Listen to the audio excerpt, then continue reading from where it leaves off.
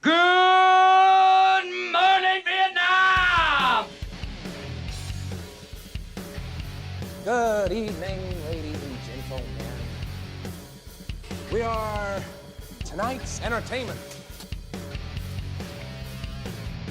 The name's Bond. James Bond. But don't ever take sides with anyone against the family. Here's Johnny! Whoa, this is heavy. I'm not even supposed to be here today. Working on my day off. Hello, ladies and gentlemen, and welcome back to another episode of the Showtime with Roman podcast, the not-so-feature-length podcast, where your host, Roman RBC, talks about everything movie related, whether it's news, trailers, actors stepping out of roles, actors stepping into roles, and then we top off the show with a discussion topic of the week that is movie related. This week's episode is going to be a very tight episode consisting of two very different things. We're going to be talking about one major news story that is quite upsetting, and then we're going to round out with a discussion topic that I have been dying to talk about for quite some time now, and then I'm going to read every single comment that was commented on the discussion topic post on my personal Facebook page.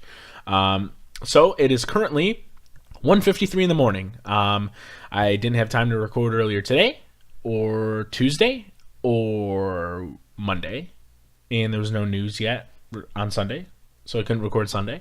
So here we are. It is 1:54 now a.m. in the morning on Thursday, the 13th. So tonight I'll be seeing Predator at 7 a.m. I'm not particularly excited, but it could be a good time still. It's Shane Black, a great cast, lots of controversy heading into it regarding Olivia Munn, and Shane Black actually casting his best friend, who happens to turn out to be a Predator as well. Interesting, kind of ironic, but that's not what we're going to be talking about today. We're going to be talking about an actor who I believe isn't, I don't think he's a great actor. I think he's been only good in one particular role out of two of the three films that he's been in. I thought he was okay in Mission Impossible Fallout. I thought he was quite good in Man from U.N.C.L.E., even though the movie's pretty mediocre. And that's Henry Cavill. Henry Cavill, who first really bursted onto the scene with Man of Steel in 2013, a movie that single-handedly changed my life. I'm pretty sure I've mentioned that a million times. And he appeared in a couple smaller films before and lots of British work as well. But apparently he is opting out of playing Superman. News broke this morning. I woke up to a very unfortunate text from my friend letting me know that it's bullshit and that it's not fair and that it's really sad because we both love Man of Steel and Batman v Superman. And here's the thing. I was going to record earlier today, but this topic wasn't really fully developed yet. Everything was kind of happening at once, and I didn't want to kind of jump the gun. I wanted to kind of let it evolve a bit, because what had happened was this morning I woke up to that text and I read some of the news, and then they said, the agent of Henry Cavill said, don't worry, WB is going to be issuing a statement later today. The cape is still in the closet, so don't you worry. So WB issues a statement, like, I don't know, an hour and a half, 2 hours later. And here's what they say. They basically say, oh, we respect Henry Cavill. We love working with him. We have no plans of not working with him in the future. And we have no plans of doing anything or doing something different with Superman or whatever. The way I kind of read it was that they have plans of working with Henry in the future, if he wants to work with WB further, but not as Superman. And I think the reason why is whether it's Henry opting out or it's WB just saying they want to move on, what I think they're trying to do is they're trying to recast the universe outside of Gal Gadot as Wonder Woman, Ezra Miller as The Flash, and Jason Momoa as Aquaman. They're trying to recast their Titans because everyone responded so negatively to Batman v Superman and most people to Man of Steel. So they're going to, change it up a bit, and they want to make their cast more accessible. It was reported that Michael B. Jordan was going to be cast as Superman. Michael B. Jordan's a great actor, but let's say it's a continuation of the universe. If you recast, okay, fine, we've seen plenty of franchises and plenty of movies do it, right?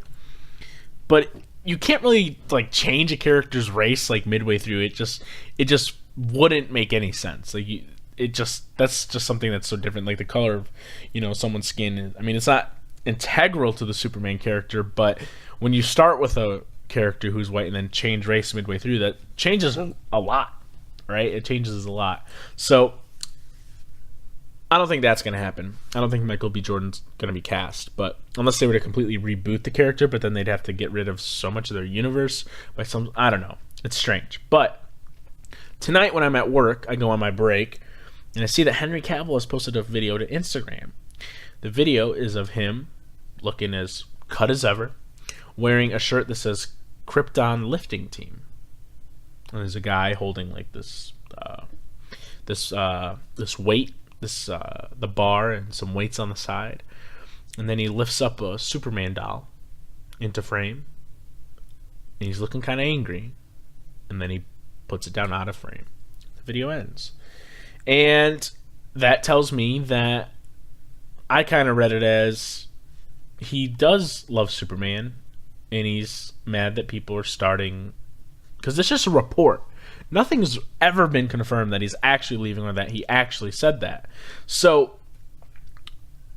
the Hollywood Reporter said that they had sources, and this is what their inside sources told them and stuff like that. But everybody has inside sources these days, and I just think that he loves the character a lot. He's a lot like Andrew Garfield as Spider-Man. I know that a lot of people don't like the Amazing Spider-Man movies and think that for some reason, Peter Parker's a pretty boy. He's too cool to be Spider-Man. When, in actuality, if you're even playing the Marvel Spider-Man on PS4 right now, the most like this Spider-Man is Andrew Garfield's Spider-Man.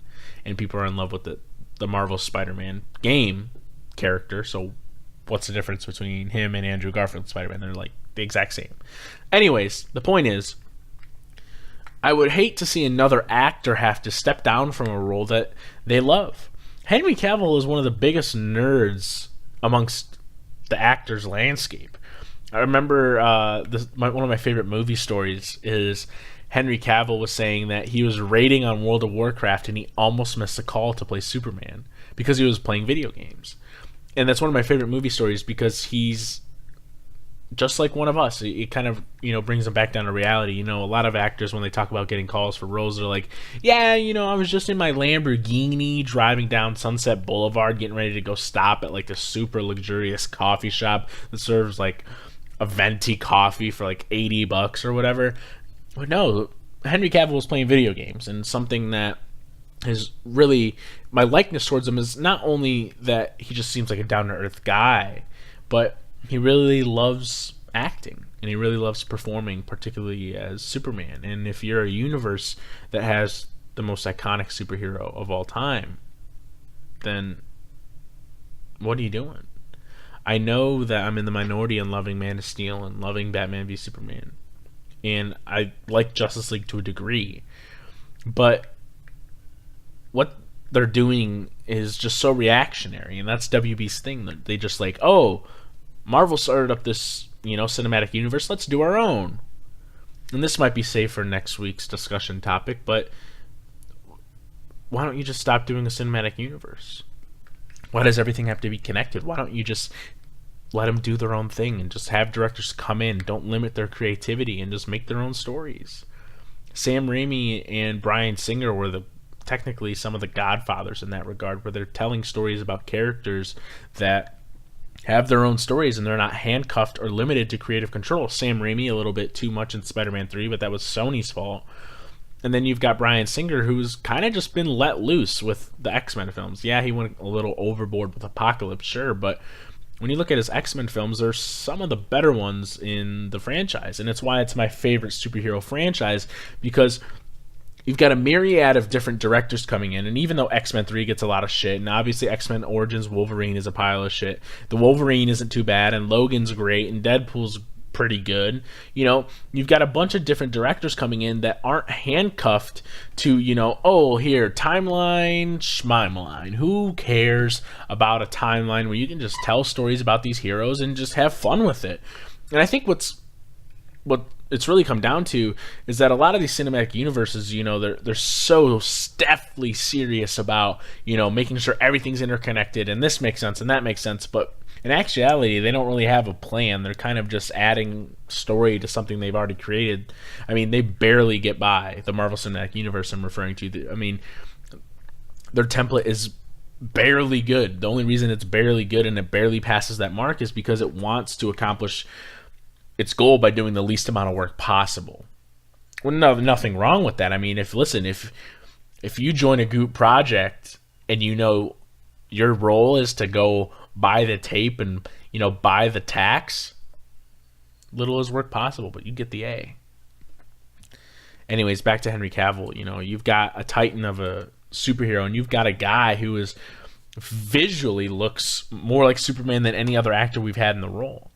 And I think that what's got to happen here is they've got to either, you know, let Henry move on because he's starring in Netflix's The Witcher series, or they just get your act together. Just why do you feel the need that you have to appeal to this demographic?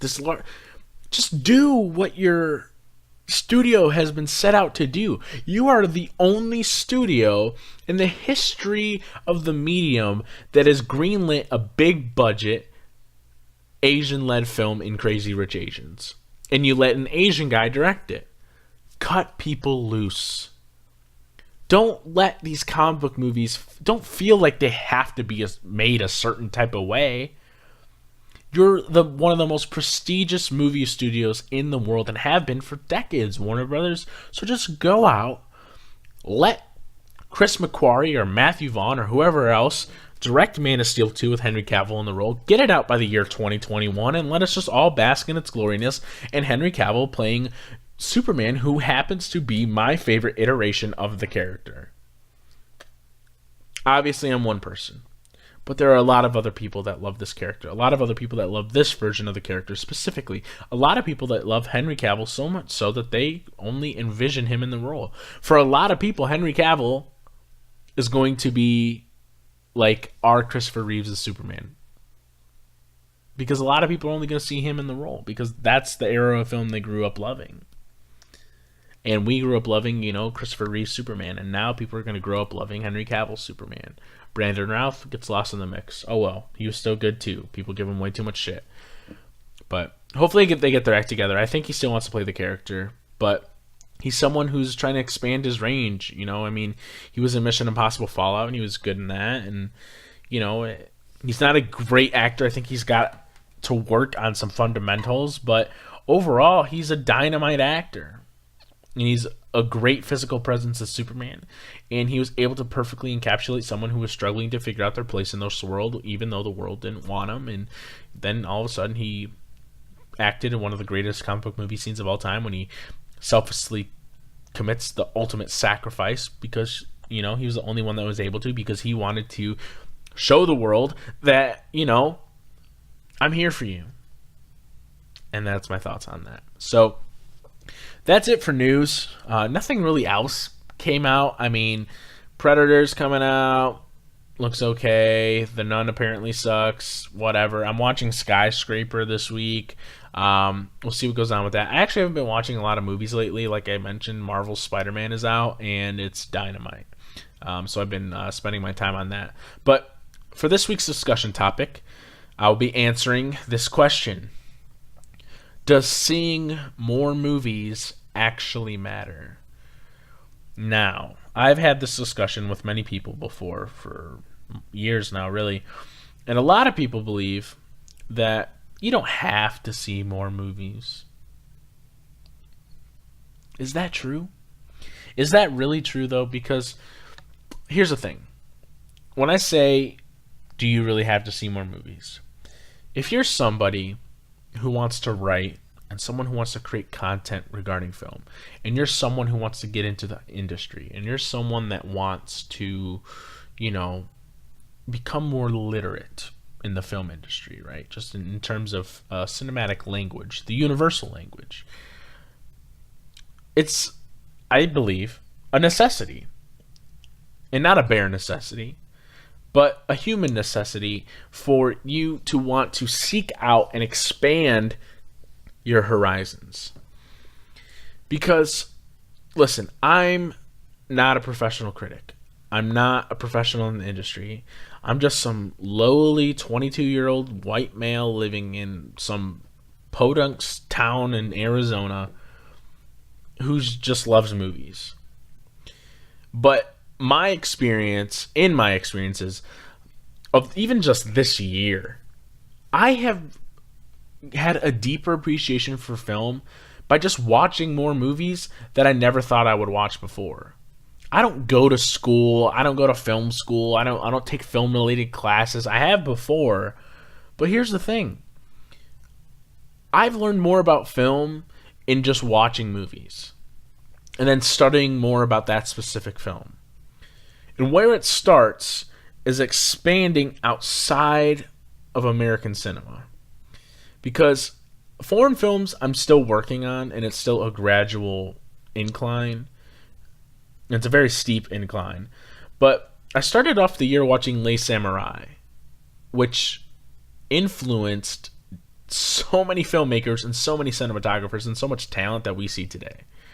It inspired David Fincher. I mean, he might not have to say so, but I know he's seen the film, and you can tell just off the crime drama, the way the camera moves, the atmospheric tension that is in Les Samurai is in a lot of David Fincher films, particularly Zodiac. I got a lot of Zodiac vibes from watching Les Samurai. Les Samurai inspired Nicholas Winding Refn's Drive, one of the best films ever made. It's a movie that has inspired so many filmmakers. Roger Deakins, he's just listed his favorite 10 movies of all time, and Les Samurai was one of them. And you can tell because the cinematography is so similar, the way the camera moves and follows characters and peers into this guy's mind and trying to dissect and figure out what his next move is going to be, even though he doesn't speak a lot of dialogue. And then, Les Samurai inspired Drive, which inspired Baby Driver. Baby Driver might not exist without Drive, but Drive wouldn't have existed without Les Samurai. And so a lot of the media and a lot of the film we take in today, came from somewhere. Yes, there's original content. There's a movie like First Reformed. It comes out. Is it really inspired by anything? Actually, yes, it is. It's inspired by Ozu films. I believe his name is pronounced Sanjuhiro Ozu. I might be mispronouncing that first name. But Paul Schrader talks about how he was inspired by those films from Ozu, of which I haven't seen any yet, but I've been dying to and I've been trying to get to, but I keep prioritizing other films. So, is it a necessity? Yes, it is. And I think that when it comes to wanting to be a critic particularly, I'm not a professional critic, like I mentioned earlier, but when I read reviews of peers, I'm going to name drop Mikey Brzezinski again. He's someone that's seen thousands of films, thousands more than I have. And then when I read someone's reviews that's seen, I don't know, maybe 100 films, 150, 200, maybe that person that's seen 200 isn't aspiring to be a critic, but they still write reviews, as a hobby, as something for fun. And you can tell that something's missing because when it comes to critiquing work of, a film, you really have to kind of figure out how exactly and why exactly does this film work the way it does? And what is my perception of that? What am I going to offer from my perspective and my experiences? Am I going to be able to showcase correlations between Black Klansman and a film that Spike Lee made in the 1990s? What techniques have evolved, have developed? I haven't seen a lot of Spike Lee films, but when I read a lot of reviews after I saw the film and wrote my own review, I realized that a lot of people were like, look at his techniques have, come over from Do the Right Thing or Malcolm X, stuff like that, right? And that's really important, especially if you want to be a writer. So when I read Mikey's reviews, who has seen so many different types of films and is constantly evolving his taste every year because so many different films come out every year, I see someone that talks about film in a way that his horizons are as expanded as they could be right now. Yes, he's got blind spots just like anybody else, but he's seen so many different types of films and so many foreign films and so many indie films, all the blockbusters, stuff like that. A lot of 80s schlock, I'm sure, which is also an important genre to dive into, of which I really haven't dissected either. But I see someone that has a deep appreciation for the craft and is able to lend an interesting perspective because he's seen more movies. And I think if you're someone that doesn't want to get into like these super high-end film discussions, you don't have to. Like my girlfriend, she loves going to the movies and loves getting an experience out of them. She saw BlacKkKlansman and she was empowered. She felt sad and angry and made her feel a bunch of different emotions. That's amazing. And we got to talk about the film and the importance of today and in the context of even just 30 years ago or 40 years ago or 50 years ago, and showcasing how it's kind of evolving into this film that is getting better and more relevant every day, and how it made us angry and why it made us happy and why it made us laugh and why it has my favorite line of the year. Are you sure about that? Stuff like that. And, you know, she's someone who doesn't see all the films and she doesn't seek to have these super high-end discussions like we do, which is fine. That's okay. If you're that person, that's fine. There's nothing wrong with that. But if you're someone that, you know, seeks to talk about film on a really big level with a lot of people, you've got to expand your taste, and that's really, really critical. So that's what I have to offer for that, and I'm going to offer some more perspective here on all these comments here. I'm going to read every comment because everyone gave a great answer. Everyone gives a great answer all the time. It's just sometimes I have more news topics, but since today we only have one news topic and one discussion topic, I can read all of them. So thank you guys. Michelle Kisner says, I think watching older stuff gives one a more rounded perspective on film, especially because modern stuff usually takes influence from it. Same with obscure films. Michael K. If you care enough about the history of film, then you need to do your due diligence and seek out as much as you can, past or present, good or bad. The more exposed you are to the medium, the better you can articulate your thoughts. Hopefully that didn't sound too much like gatekeeping. Absolutely not, Michael. It doesn't really sound like gatekeeping. Like I mentioned earlier, you know, if you're someone, Michael is a critic. Michael sees everything. I don't see as much as Michael does. Michael articulates his thoughts a little bit more than I do. And Michael, frankly, knows more about the industry than a lot of other people I know. He knows the ins and outs. He knows names. He knows branches. He's a super intelligent dude, right? And that's not necessarily gatekeeping, but he mentions past or present, good or bad. You can't just seek out films you think you're going to like. That's not something that is good for you and your taste. It's good to see films like Skyscraper, or for some people Jurassic World Fallen Kingdom, or, you know, movies like Slice that are super divisive right now. And that's important. You have to see a myriad of different films, and you have to go into areas where you're not comfortable. That's why when I saw Drive for the first time a couple years ago, I was scared because I thought I wasn't going to like it because I wasn't comfortable with those types of films. And I'm glad I did, because that movie influenced my life dramatically and my taste dramatically in a very positive way.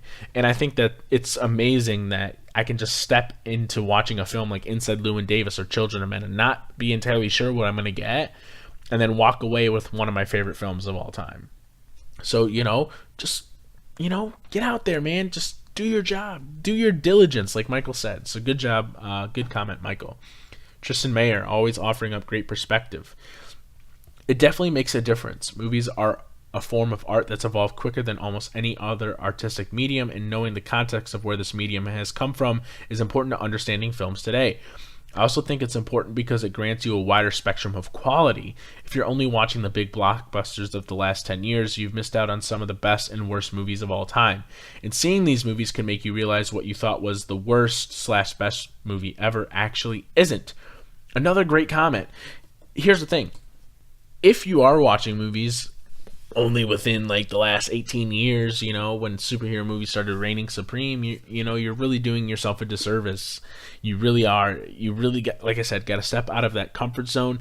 And he mentions Movies are a form of art that's evolved quicker than almost any other artistic medium. Movies really aren't that old, especially compared to like actual paintings and a bunch of other stuff that I can't think of right now because it's like freaking 2 o'clock in the morning. But movies are about 100 years old, and that's only at the way in which we know them now. You know, we don't really get silent films, but back in 1918, they were still toying around with like kaleidoscope pictures and stuff like that, and they were still toying out with like the technicalities of how to exactly project a film into, you know, with light. It's incredible how fastly,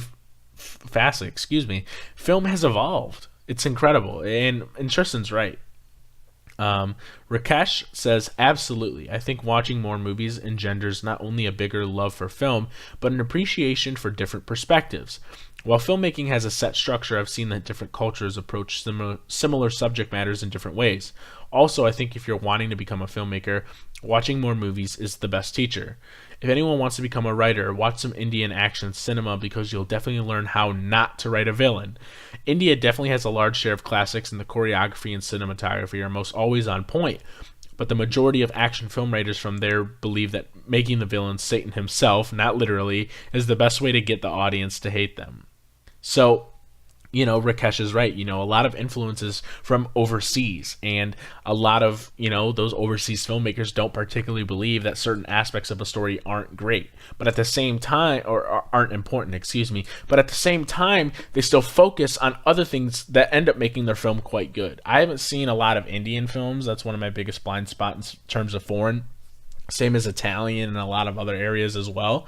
But watching those is a great teacher to showcase what exactly has influenced American cinema, because that's what we're taking in the most as Americans. If you're overseas, you're obviously going to be taking in a little bit of a different type of cinema. But just watching a bunch of Akira Kurosawa films this year, and I say a bunch like I've seen 10, but I've only seen like 3 or 4. He influenced so much of American cinema. It's honestly hard to imagine a world where if Akira Kurosawa didn't exist, I have no idea what type of movies we'd be getting right now. We might not have Mad Max Fury Road, because Mad Max Fury Road is a lot like Seven Samurai in many ways, surprisingly. But yeah, great comment, Rakesh. Dan always offering up a beautiful perspective. I think it ultimately hinges on the intention behind your discussion or analysis. You can't be uninformed and make bold statements blindly, but at the same time, you don't need to have studied every film in a specific genre to have a relative knowledge of the aesthetics in a genre. If you want to have an understanding of how Hitchcock frames suspense, study a handful of Hitchcock. If you want to know more about the French New Wave, you got to look at a couple films beyond your standard Jean-Luc Godard films, who's one of the most popular French filmmakers of all time. If you want to write a paper on Robin Williams' characterization and persona that he brings to every film he was in, you got to watch some films with his performance in it. You don't have to be an expert, but at least be informed. That's like a good thing to know for life too. Dan Alt is just a super genius, and he's always writing masterpieces and creating great content, and he nails it. You know, if you're looking at, you know, what exactly inspires the comic book movies we love today. You know, a lot of filmmakers say that they were inspired by Hitchcock because, well, he was super influential and he was a super great filmmaker. You look at a movie like Rope, the framing and blocking in that. It's one of his more underseen projects and one of his least talked about films. But at the same time, a lot of what he does in that film, we see today. The movie is shot almost entirely in one long shot, you know, and never cutting. I mean, yeah, there's hidden cuts in there. But at the same time, he's someone that creates suspense through the framing and the blocking of the camera. And he's a master at his craft. And then when you watch more, you know, Japanese films or Chinese films, you know, I'm over here watching Akira Kurosawa films, but I need to get into some Ozu. I need to get into some other Japanese films as well, because not only will they offer up a different Japanese perspective from Akira Kurosawa, but how did they influence the films that I love today, like First Reformed? So Dan, great comment. Michelle says, I think it's also beneficial to watch lots of foreign films too. So many unique perspectives. No more analysis on that. She nailed it. Rob Thompson, who is actually, I knew of Rob Thompson because of a bunch of pages, but he's a really cool dude, and I wish I friended him sooner. So if you're listening to this, Rob, I'm I'm glad I have your presence in social media. I think if you're really interested in the art form, whether as a fan or as an aspiring artist, it is good to broaden your horizon as much as possible. Basically simplifies everything we've talked about. Ryan, who's always giving great comments. If you want to have a deeper perspective on movies, then I say yes. Plus, it helps when you try to do best of all time debates or lists. Can't really have a good opinion on that if you haven't seen any movie that came out before like 1995. And he's right, you know. I see a lot of people whose favorite list consists of a lot of films they've seen today, which is fair because that's most of what they're seeing. But then when they start talking about saying, oh, Logan is one of the 10 best films of all time, I'm like, have you seen any films from like 1970 at least, or 1980 outside of Star Wars or something? You know, and that's fine. Again, people are going to see things differently, and that's fine.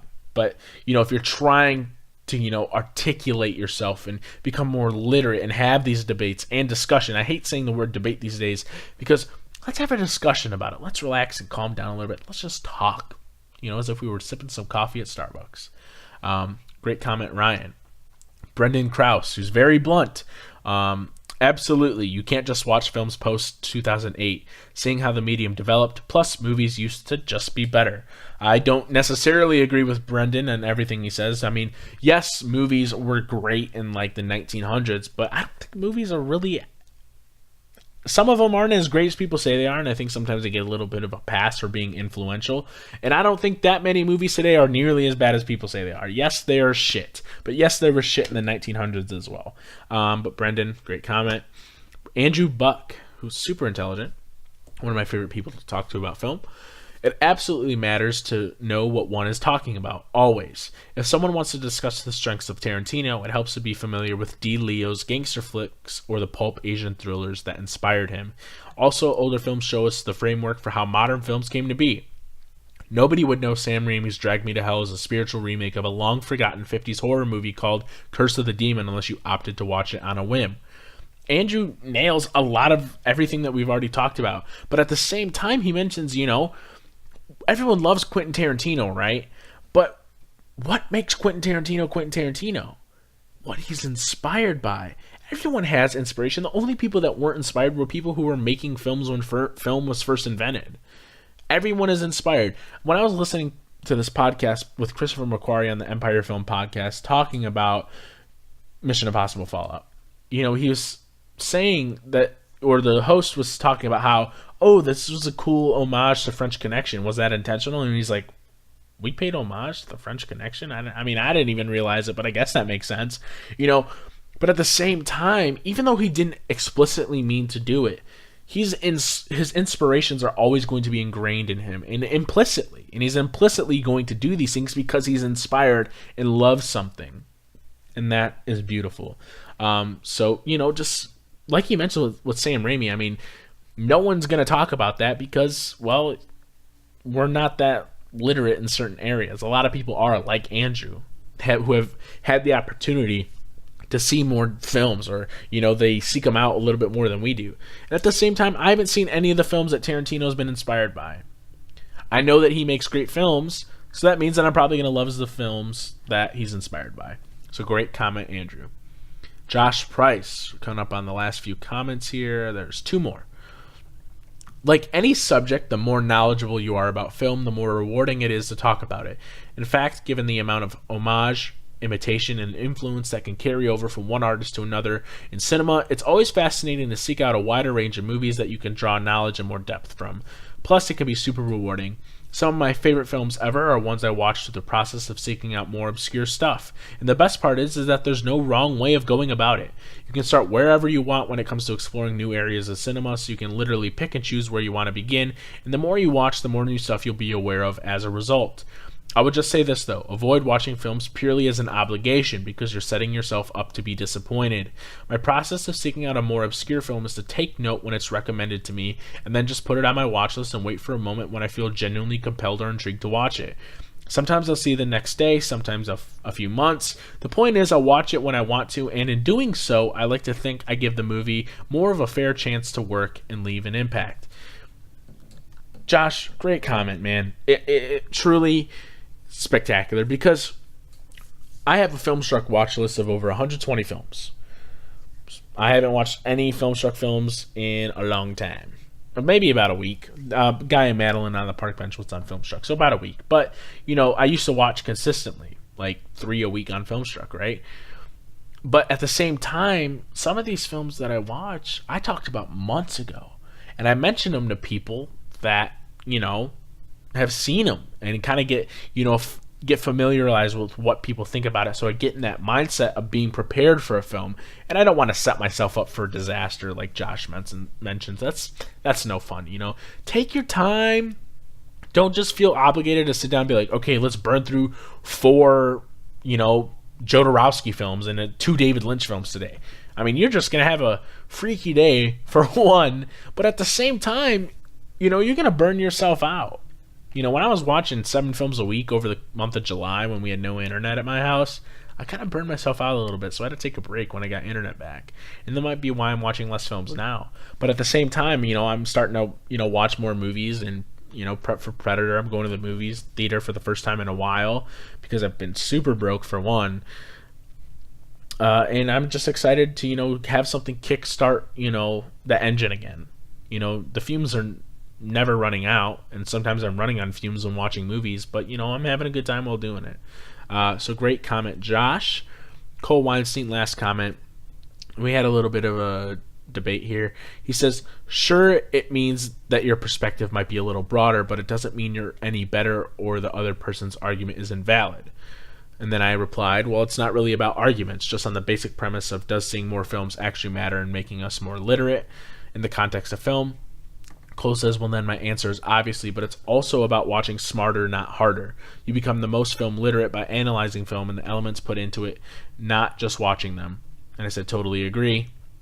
And, well, that's really the best way to end this discussion topic and the show today. He says, watch smarter, not harder. And that goes right back to Josh's comment right before I had the hiccups. Right before his. Don't just look at a film and be like, dang, the cinematographies are so good because the colors are spicy. Something along those lines. Look at a film. Analyze it deeper. Figure out, why did he use this tracking shot here? Why is Denis Villeneuve constantly shooting something through a window frame or something that is reminiscent of a window frame or a doorway? What do these characters represent in the story? How is the sound used to affect here? Why is it better in this film and why is it bad in that film? Films are a case-by-case basis, but, you get the point. So watch smarter. Just take your time, analyze, and honestly, if you really want to and if you want to get, on the right track, watch some video editorials. Sometimes there's video essayists that really are kind of up their own ass and think that, oh, this is the only way to watch the film and this is the only analyst. Excuse me. God, it's late. The only analysis that matters. But seek out different video essayists. And most importantly, and it's something I've been doing, I've been reading a lot of reviews from Roger Ebert. He really, he's the GOAT for sure. But a lot of his reviews are just a synopsis and like a brief analysis. This is when he was getting towards his untimely death and unfortunate death. But at the same time, he's not someone I always agree with. But he's able to offer up a perspective and analysis that I didn't see. And that's what's so beautiful about film. And that's what's beautiful about diving deeper into the art form, especially if you want to be a writer. We gain more perspective by empathizing with more perspective, if that makes sense. That's all I have for the show today. Thank you again for listening. Went a little bit longer than anticipated, but I had a blast just spending a lot of time talking about one or two different topics. And I can't wait for next week's discussion topic. I'm trying to figure out which one I'm going to do next. And I might leave it up to you. Should I talk about cinematic universes and the problem with cinematic universes that I have? Or should I talk about perspective in film, or diversity in film, rather? Because I had 2 big conversations that really grinded my gears this week. So I'm going to leave it up to you guys if you guys are listening. I'm going to create a poll on my personal Facebook account. You can leave it in the comments below if you want now. But I'm going to put a personal poll God, it is so late right now. I really need to go to bed. I'm going to put a poll on my Facebook page, and you guys can vote there. I'll have that ready by the end of the week, and then I'll talk about it next week for the discussion topic, and I'll save the one that loses for another time. Thank you for listening. Once again, check out the Talon Brothers podcast on iTunes. Another great week. They're so excited to see Mandy. I offered up an idea to them that they should review Mandy separately from the show and then talk about Mandy briefly on the show to create other avenues for content for people that might not want to listen to the entire show but want to listen to their one take on Mandy. Plus, it can gain viewership. So hopefully they follow through with that. I think that'd be awesome. Also, check out my girlfriend's podcast, What Do I Know with Joe, where she talks about her life bi-weekly, once every 2 weeks, and she offers up some of her own perspective of her own experiences throughout her life as a 21-year-old Filipino American. So that's all I have for this week's episode of the show. Thank you guys for listening, and just have another incredible movie watching week, and make sure you get good sleep, because I'm not getting any. Have a wonderful rest of your night.